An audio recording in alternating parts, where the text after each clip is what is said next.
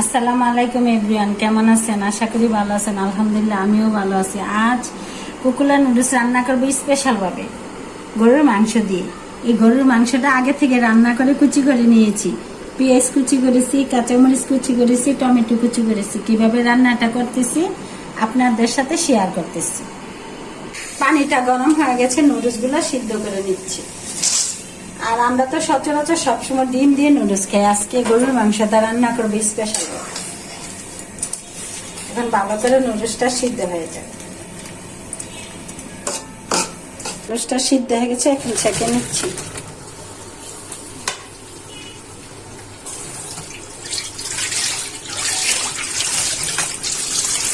বিসমিল্লাহির রহমানির রহিম। তেলটা কড়াইয়ে দিয়ে দিচ্ছি।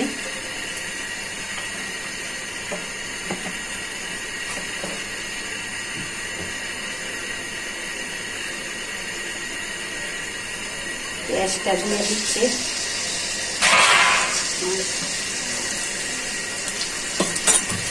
পেঁয়াজটা ভালো করে ভাজা হয়ে যাক।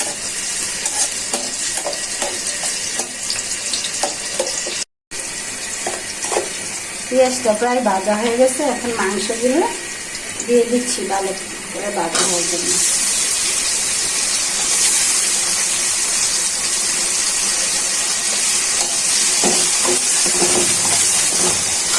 সাথে দিয়ে দিচ্ছি মরিচ, কাঁচামরিচ কুচিগুলো।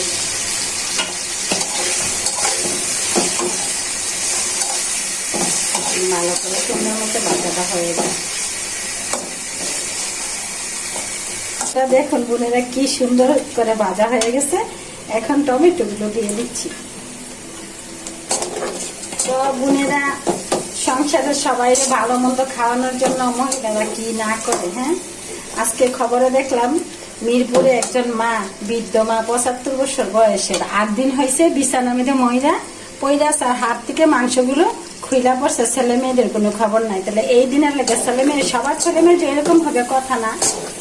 তো সবার এই খবরটা দেখে আমার গায়ের পশম গুলা শিওরে উঠলো, যে ছেলে মেয়ে কিসের জন্য এত কষ্ট করে লালন পালন করি, আর সেই ছেলে মেয়েরা আজ খোঁজ খবর নেই না।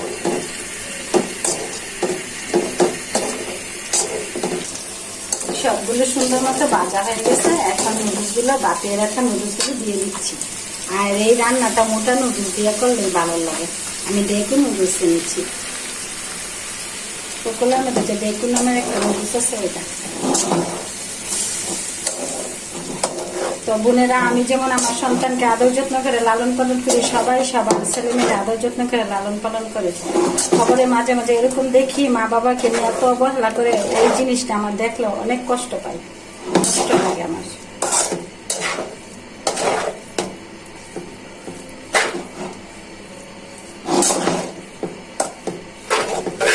তো বোনেরা, রান্নাটা প্রায় হয়ে গেছে। এখন ম্যাগি মশলা দিয়ে দিচ্ছি নুডলসের মধ্যে।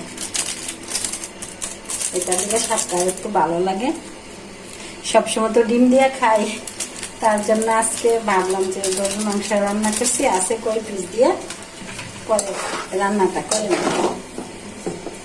খেতেও ভালো লাগে, দেখতেও সুন্দর লাগে।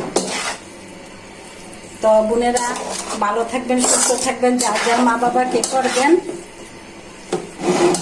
এই আমার অনুরোধ রইল।